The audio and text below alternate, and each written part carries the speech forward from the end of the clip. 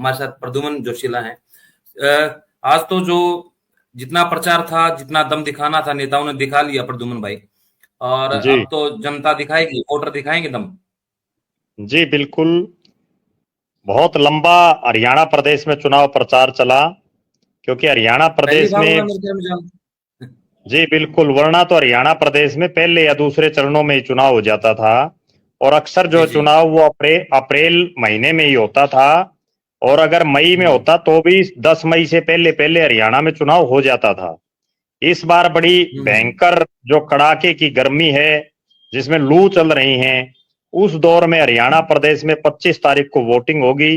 हरियाणा प्रदेश के जो मतदाता हैं वो अपने 10 सांसदों और एक विधायक, जो वर्तमान में प्रदेश के मुख्यमंत्री हैं, उस सीट से हम्म लड़ रहे हैं, उनका चयन करेंगे।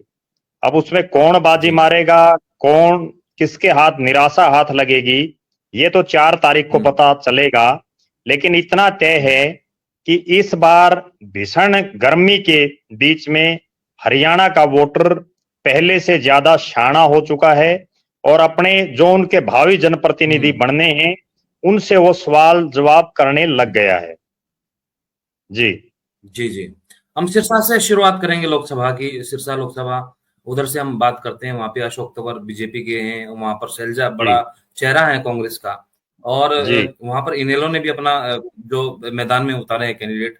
तो तमाम जी वहां पर मुद्दे क्या रहे, जिस तरीके से आप लगभग 2-2.5 महीने का वक्त था कैंडिडेट्स के पास, पार्टियों के पास, कि यहाँ पर चुनाव प्रचार वो कर सकते थे, वो कर रहे थे। जी। देखो, अगर सिरसा लोकसभा क्षेत्र की बात करें तो राजस्थान और पंजाब के साथ बिल्कुल सटा हुआ क्षेत्र है। और हम्म इस लोकसभा क्षेत्र से कुमारी शैलजा खुद 2 बार सांसद रही हैं।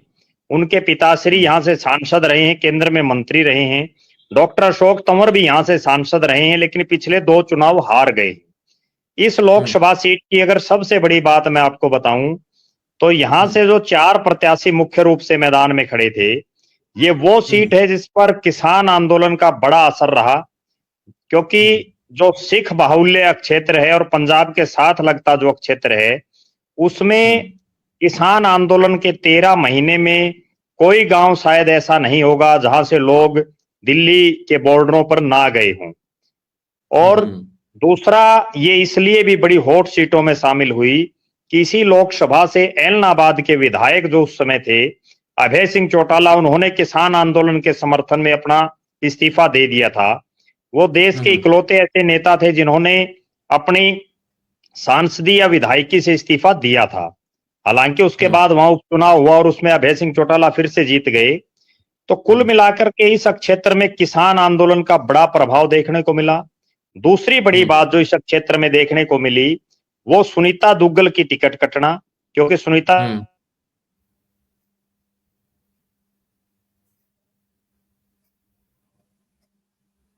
शैलजा का सिरसा आना, कहीं ना कहीं ये हम्म 2-3 ऐसी चीजें थी जो इस पूरे चुनाव में बड़ी हावी रही। और इस चुनाव में एक बड़ी बात जो निकल करके सामने आई वो ये रही कि कुमारी शैलजा को जिताने के लिए एसआर के जो गुट है, जिसमें किरण चौधरी हो, रणदीप सिंह सुरजेवाला हो, और अब जो वीरेंद्र सिंह जी का परिवार आ गया है, उन्होंने बड़ी हम्म इस सीट पर मेहनत की है। क्योंकि हम्म एसआर के और वीरेंद्र सिंह के परिवार में केवल एक ही नुमाइंदे को टिकट मिली और वो सिरसा से मिली। इसलिए हम्म उन्होंने सभी ने यहाँ पूरा जोर लगाया। हालांकि चौधरी भूपेंद्र सिंह हुड्डा और जो उनके साथी हैं, उन्होंने यहाँ कोई प्रचार प्रसार बहुत लंबा चौड़ा बड़े नेताओं ने नहीं किया। और हम्म अंतिम दिन चुनाव प्रचार के प्रियंका गांधी का आना, ये भी हम्म एक बहुत बड़ी बात इस सिरसा लोकसभा क्षेत्र के लिए रही। जबकि हम्म अशोक तंवर के प्रचार के लिए योगी हम्म आदित्यनाथ, जो उत्तर प्रदेश के मुख्यमंत्री हैं, बड़े नेता हैं, वो प्रचार के लिए आए। यहाँ हम्म पूरे चुनाव में किसान आंदोलन का बड़ा भारी असर देखने को मिल रहा है। हम्म। जी तो अशोक तंवर का भी काफी विरोध की वीडियो सामने आई थी जो चुनाव प्रचार के दौरान। देखो, अशोक तंवर का नहीं बल्कि जो बीजेपी का विरोध इस क्षेत्र में बड़ा भारी देखा गया। ना केवल अशोक तंवर हो, चाहे सुभाष बराला हो, उनका भी हम्म विरोध यहाँ हुआ। इसके अलावा और भी जो कई स्थानीय नेता हैं, वो जब गांव में वोट मांगने के लिए गए तो कहीं दबी जुबान से और कहीं खुलेआम उनका विरोध पूरे क्षेत्र में हुआ है, जिसका कहीं ना कहीं खामियाजा भी डॉक्टर अशोक तंवर को हो रहा है, क्योंकि जब एक प्रत्याशी का विरोध होना शुरू हो जाता है तो उसके दिमाग में वही चीजें ज्यादा चलती रहती हैं। तो हम जी अब थोड़ा सा आगे निकलते हैं। हिसार में, हिसार लोकसभा की बात करें तो यहाँ पर चौटाला फैमिली है, आमने सामने है। चाहे वो इनेलो जी की बात करें, जेजेपी की बात करें, बीजेपी की बात करें, और एक जी तरफ है कांग्रेस के कैंडिडेट जेपी जयप्रकाश। तो क्या लग जी। रहा है यहाँ पर किस तरीके के मुद्दे हावी रहे? कौन? देखो, हिसार लोकसभा क्षेत्र में चारों ही प्रत्याशी चौधरी देवीलाल के नर्सरी के प्रत्याशी हैं। जयप्रकाश हम्म जेपी भी एक समय जो है चौधरी देवीलाल के बड़े खासम खासों में होते थे, और उसके हम्म बाद उन्होंने जो ग्रीन ब्रिगेड बनाई और उसके बाद पूरे हरियाणा प्रदेश ही नहीं पूरे उत्तर भारत में उनका एक रुक्का रोड़ा रहा, और वो हम्म बड़े नेता बन गए चौधरी देवीलाल के दम पर उस समय। हम्म रणजीत सिंह चौटाला जो है उनके बेटे हैं, और हम्म सुनैना और नैना वो दोनों जो है उनकी जो है पोतों की बहुएं हो गई। हम्म कुल मिलाकर के ये सीट प्रदेश की सबसे हॉट सीटों में है। इस सीट पर भी जेजेपी और बीजेपी के प्रत्याशी को कई जगहों पर विरोध का सामना शुरू में करना पड़ा। उसके हम्म बाद रोजखेड़ा गांव जो हल्का उचाणा में पड़ता है, वहां एक ऐसी घटना हुई जिसमें जेजेपी की प्रत्याशी नैना चौटाला के ऊपर जो है पथराव किया गया, और हम्म उसमें दिग्विजय चौटाला जो जेजेपी के नेता, उन्होंने कहीं ना कहीं सीधा जयप्रकाश जेपी के लोगों पर उसका आरोप लगाया, जिसके बाद जो है यहाँ का चुनाव पूरी तरह से बदल गया, और यहाँ के वोटर बड़े जो है समझदार दिखाई दे रहे हैं। धीरे हम्म धीरे वो लोग हम्म चुनाव जो पहले दिखाई दे रहा था अब उससे काफी बदल चुका इस क्षेत्र का। हालांकि हम्म एक बहुत बड़ा क्षेत्र इसमें, जिसमें उचाणा, नारनौंद, उकलाना और उसके आसपास के क्षेत्र में हम्म किसान आंदोलन का बड़ा असर इस चुनाव में देखने को मिल रहा है। इस और भी मुद्दे? जी जी, इसमें और यहाँ भी मुद्दे थे इसमें?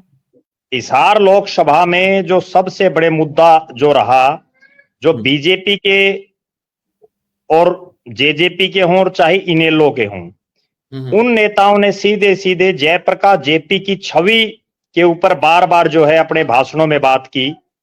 हम्म बीजेपी के तमाम नेताओं ने लोगों को वो दौर याद दिलाने का काम किया कि जयप्रकाश जेपी जब ग्रीन ब्रिगेड के मुखिया थे तो किस तरह का वातावरण और माहौल यहां रहता था। हम्म इसके अलावा इस पूरे क्षेत्र में बीजेपी ने जो किया, एक तो हिसार में जो एयरपोर्ट का बड़ा मुद्दा है उसको हम्म भुनाने का प्रयास किया। सबसे बड़ी बात इस क्षेत्र में नरेंद्र मोदी के बाद बीजेपी के जो 2 नंबर पर सबसे बड़े नेता हैं अमित शाह, वो हम्म आए। उन्होंने हम्म समाज के कई वर्गों, चाहे वो युवा हों, खिलाड़ी हों, किसान हों, उनको साधने का प्रयास किया। ये तीनों ही हम्म वर्ग मुख्य रूप से बीजेपी से नाराज दिखाई दे रहे थे, लेकिन हम्म इनको साधने के लिए उन्होंने इनकी भूरी भूरी प्रशंसाएं की, खूब बड़ाई की। हरियाणा के युवा हों, किसान हों और चाहे खिलाड़ी हों। इसके अलावा हम्म उन्होंने जिस तरह से कई धार्मिक स्थलों और कई स्वतंत्रता सेनानियों का जिक्र करके चौधरी रणजीत हम्म सिंह के पक्ष में एक माहौल बनाने का काम किया। हम्म हम्म यहां सबसे बड़ी बात अगर मैं बताऊं पूरे हरियाणा प्रदेश में जो रही, वो ये रही कि दोनों ही प्रत्याशी अप्रत्याशित रूप से चुनावी मैदान में उतारे गए। जब टिकट हम्म वितरण की बात थी तो ना तो कहीं चौधरी रणजीत सिंह का नाम था, ना ही हम्म कहीं जयप्रकाश जेपी का नाम था। कांग्रेस की हम्म तरफ से यहां ब्रिजेंद्र सिंह का नाम आगे चल रहा था, और बीजेपी हम्म की तरफ से यहां चाहे कुलदीप बिश्नोई हो या कैप्टन अभिमन्यु, इन दो हम्म नाम प्रमुखता से उठ रहे थे। लेकिन जी। एकाएक दोनों नए चेहरे आए, और नए हम्म चेहरे आते ही सारा सीन यहां बदल गया। अब हम्म यहां का चुनाव इन तमाम मुद्दों के अलावा हम्म कौन नेता किसकी किस लेवल पर मदद करता है, ये एक हम्म बड़ा विषय इस लोकसभा क्षेत्र में दिखाई दे रहा है। जी। तो इसमें लगता है कि आपको कहीं भितरघात हो सकता है किसी भी पार्टी में आप बात करें, अगर यहाँ पर खास तौर पर बीजेपी की मैं बात करना चाहूंगा कि जिस तरह से यहाँ पे रणजीत चौटाला को टिकट दे दी गई, बाकी नेता जो उम्मीद कर रहे थे, खास तौर पे कुलदीप बिश्नोई का परिवार भी उम्मीद कर रहा था, कैप्टन अभिमन्यु था और कई लोग थे कतार में। को तो ऐसा तो नहीं है कि उनका कहीं सहयोग कम मिल रहा हो, उसका जो बेनिफिट मिलना चाहिए था वो मिल मिल नहीं पाएगा कैंडिडेट को, दूसरे कैंडिडेट को चला जाए, कुछ ऐसी चीजें तो नहीं है, देखो या दूसरी पार्टी में भी ऐसी चीजें चल रही होंगी, कांग्रेस देखो में, मैं बताऊं आपको, कांग्रेस हिसार में भी ऐसे ही लोकसभा है? ऐसा हिसार लोकसभा ऐसा क्षेत्र है जहां सबसे हैवीवेट नेता रहते हैं। चाहे हम्म बीजेपी की बात कर लें, बीजेपी में आधा दर्जन के आसपास ऐसे नेता हैं जिनका खुद का इस लोकसभा क्षेत्र में एक वजूद है। इसी हम्म तरह से कांग्रेस में भी आधा दर्जन के आसपास नेता हैं जिनका अपना हम्म वजूद है। हम्म बीजेपी और कांग्रेस में जो सबसे बड़ा अंतर दिखाई दे रहा है वो अनुशासन का है। बीजेपी में कहीं ना कहीं जो नेता हैं वो अनुशासित दिखाई दे रहे हैं।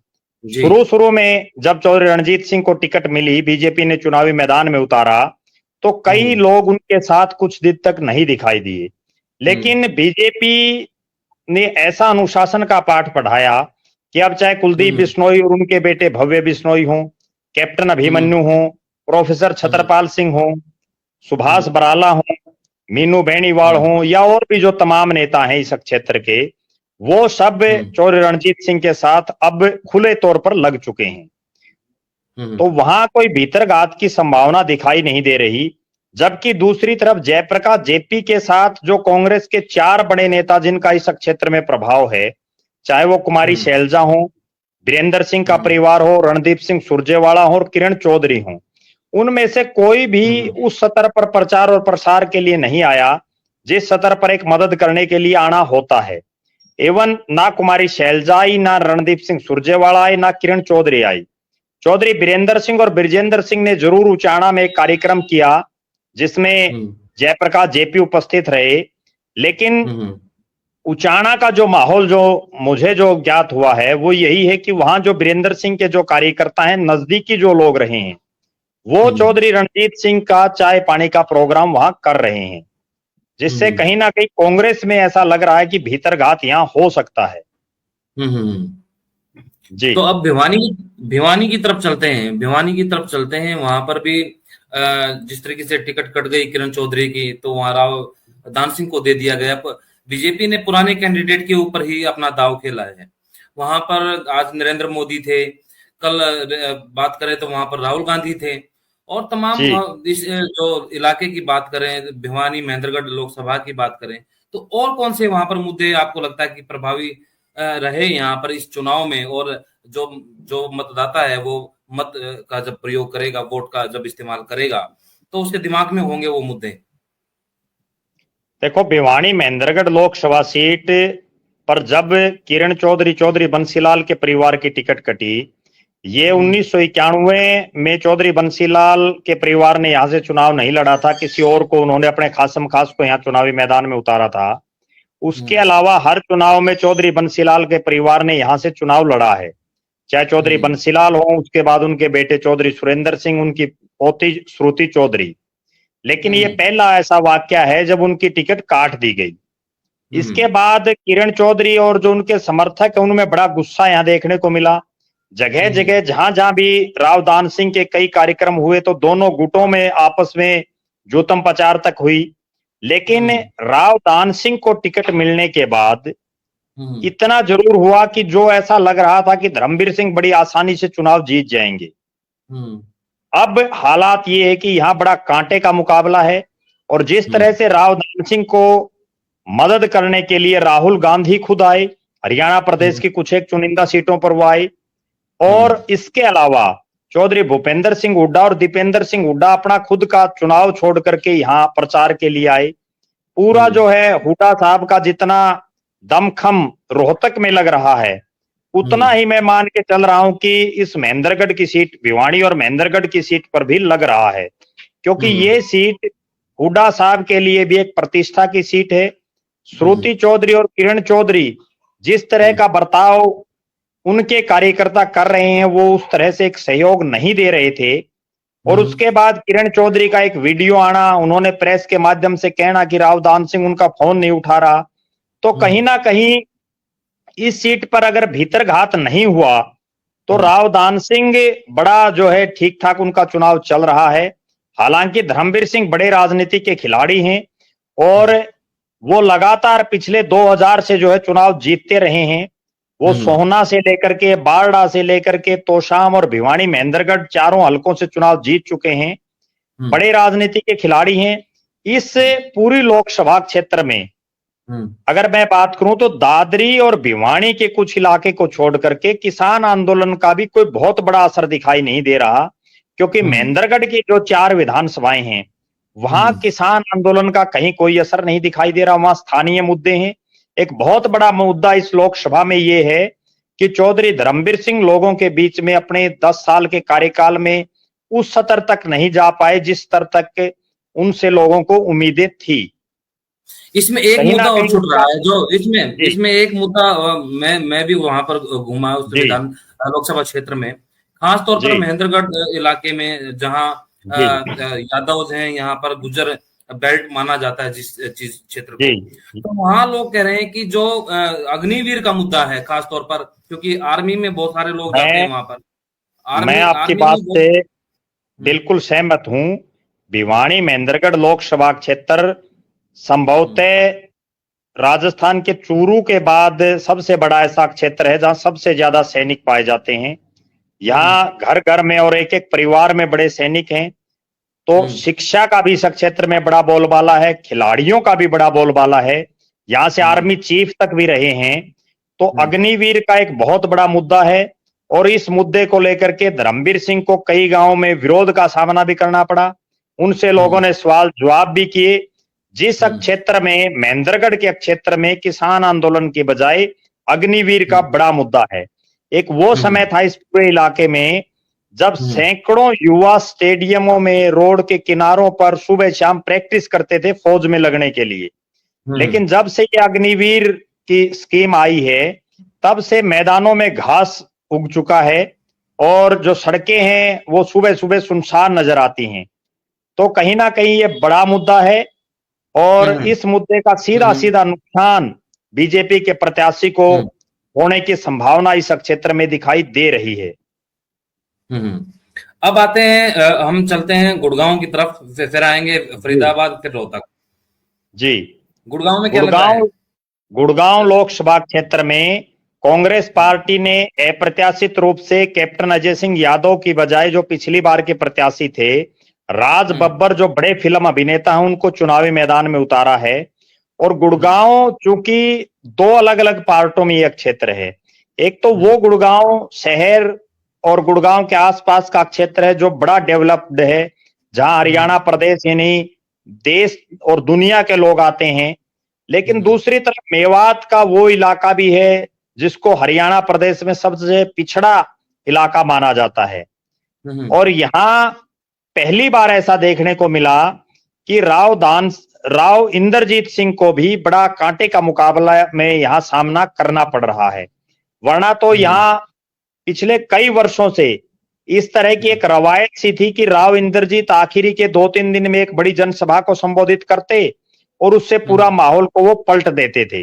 वो चाहे गुड़गांव लोकसभा हो, चाहे भिवानी महेंद्रगढ़ लोकसभा हो। जी, इसको सेफ सीट मानकर चलते थे, इसको हाँ बिल्कुल सेफ सीट मान के चलती थी। लेकिन अब की बार तो पसीना बहाना पड़ रहा है उनको भी। नहीं, सेफ सीट इसलिए मान के चल रही थी कि वो लगातार यहां से जीतते रहे हैं। उनके परिवार का इस क्षेत्र में एक बड़ा दबदबा हमेशा रहा है।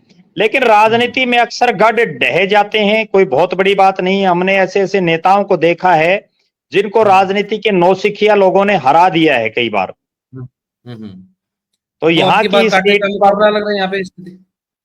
की सीट पर पहली बार ऐसा लग रहा है कि मुकाबला बड़ा जो है कांटे का रहेगा। और राव इंद्रजीत को लोगों से चूंकि वो बहुत ज्यादा नहीं मिलते थे, लेकिन अब इतना निश्चित है कि उनको भविष्य में लोगों के बीच में रहना पड़ेगा अगर अपनी राजनीतिक सक्रियता को जिंदा रखना है तो। जी, फरीदाबाद चलते हैं। फरीदाबाद में क्या लग रहा है, मुकाबला कहाँ है?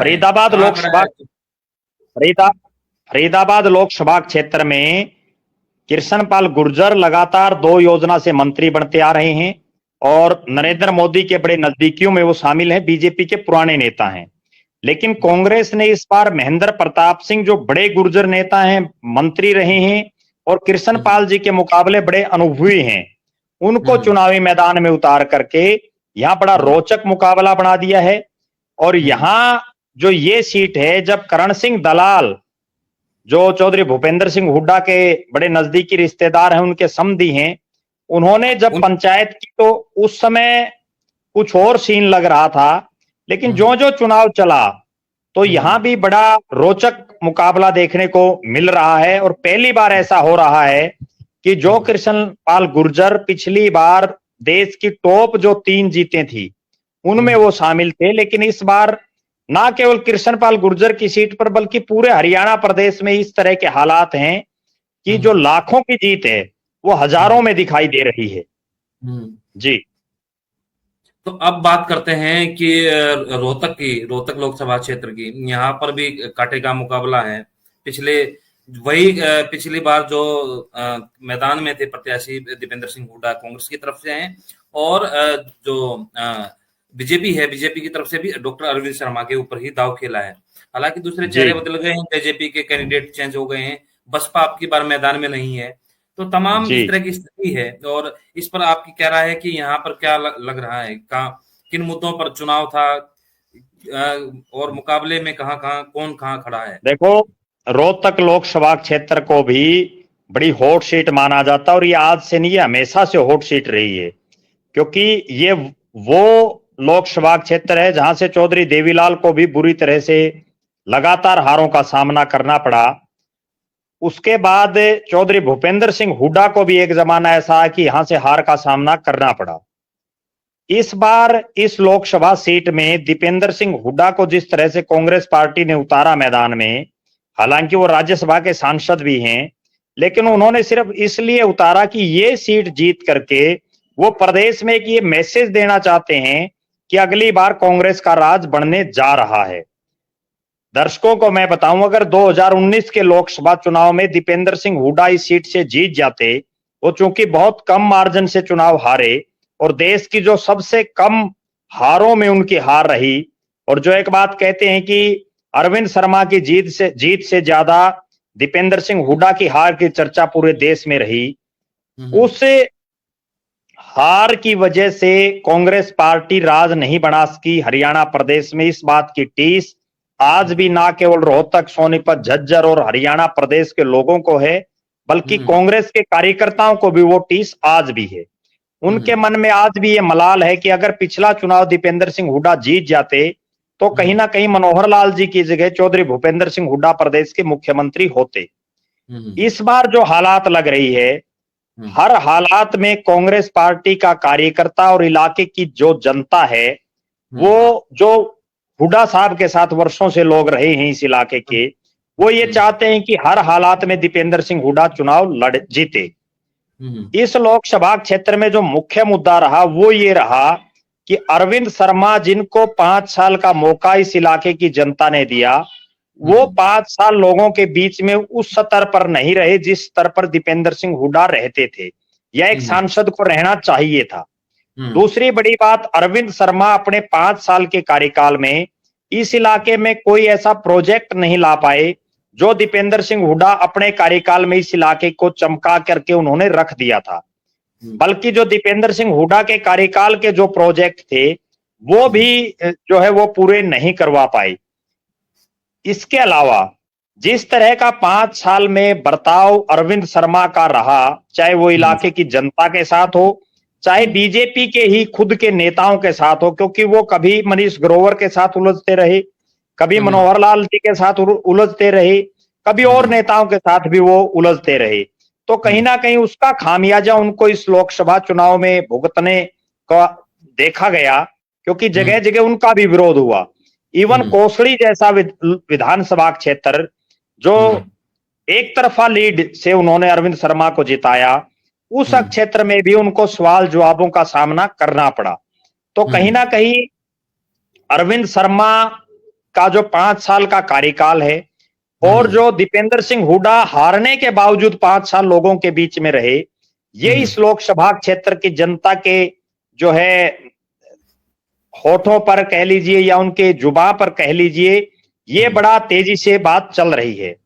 दूसरी बड़ी बात, राव इंद्रजीत का कोसड़ी हलके में अपना एक प्रभाव है, यहां से उनके भाई भी विधायक रहे हैं, और राव इंद्रजीत का भी जिस तरह से जो है अरविंद शर्मा के प्रति जो उन्होंने कोई बहुत ज्यादा लगाव इस चुनाव में नहीं दिखाया, तो वो भी कहीं ना कहीं डायरेक्ट या इनडायरेक्ट रूप से मतदाताओं को प्रभावित जरूर करेगा। जी बिल्कुल। जिस तरीके से दीपेंद्र सिंह हुड्डा की मैं अगर बात करूं तो वो हमेशा एक बात उनके भाषण में मैंने सुनाई थी, आपको भी आपने भी जब सुना होगा, कि वो कह रहे हैं कि मेरे काम पर आप देखें, उनका भी काम देख लें, रिपोर्ट कार्ड सामने रख लें और उसके बाद चुनाव आप करें कि कौन बेटर है आपके लिए। तो इस तरीके का, लेकिन बार बार उनके जो सवाल पूछा गया यहाँ पर अरविंद शर्मा को से, और लेकिन रिपोर्ट कार्ड वो नहीं दिखा पाए लोगों को कि किस तरीके का उनका रिपोर्ट कार्ड है, वो काम नहीं गिनवा पाए।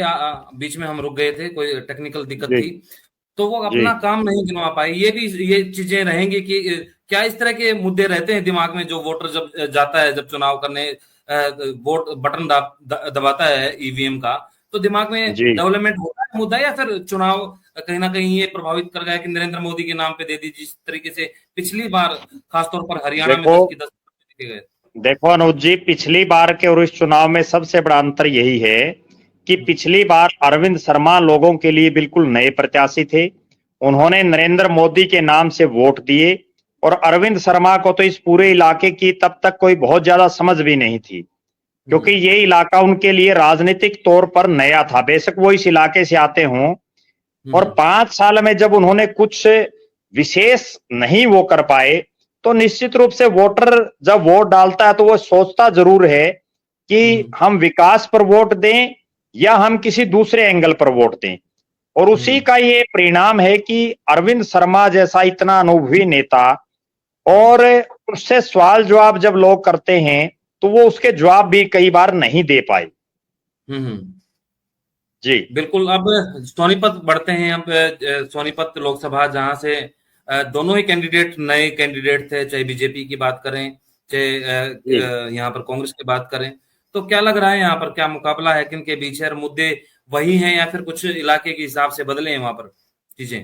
देखो, सोनीपत लोकसभा क्षेत्र में जिस तरह से रमेश कौशिक का टिकट काट करके और बीजेपी ने मोहनलाल बड़ोली को टिकट दिया, और कांग्रेस पार्टी ने यहां जींद जिले से संबंध रखने वाले सतपाल ब्रह्मचारी को चुनावी मैदान में उतारा।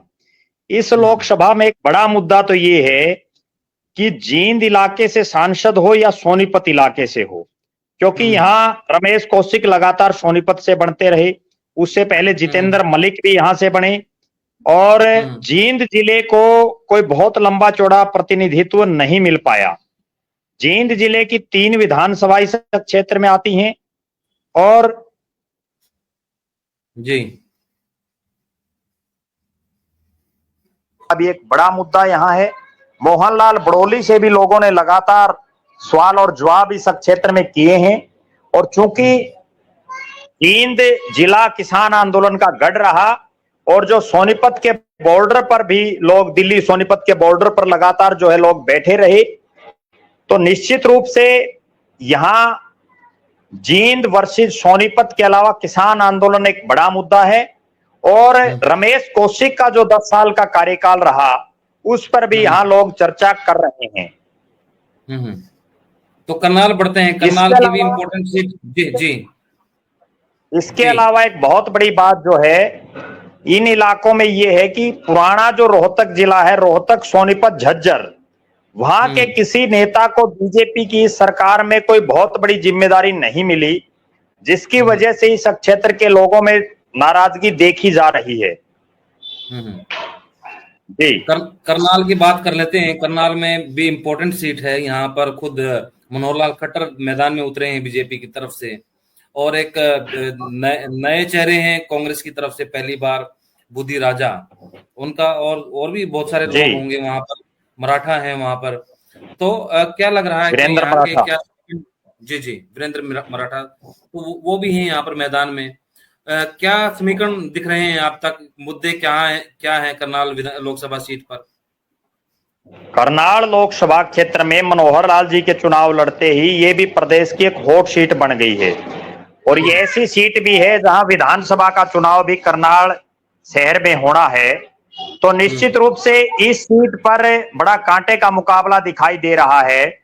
जब से कांग्रेस पार्टी ने यहां दिव्यांशु बुद्धि राजा को चुनावी मैदान में उतारा है, और जी। जैसे ही उनकी टिकट की घोषणा हुई तभी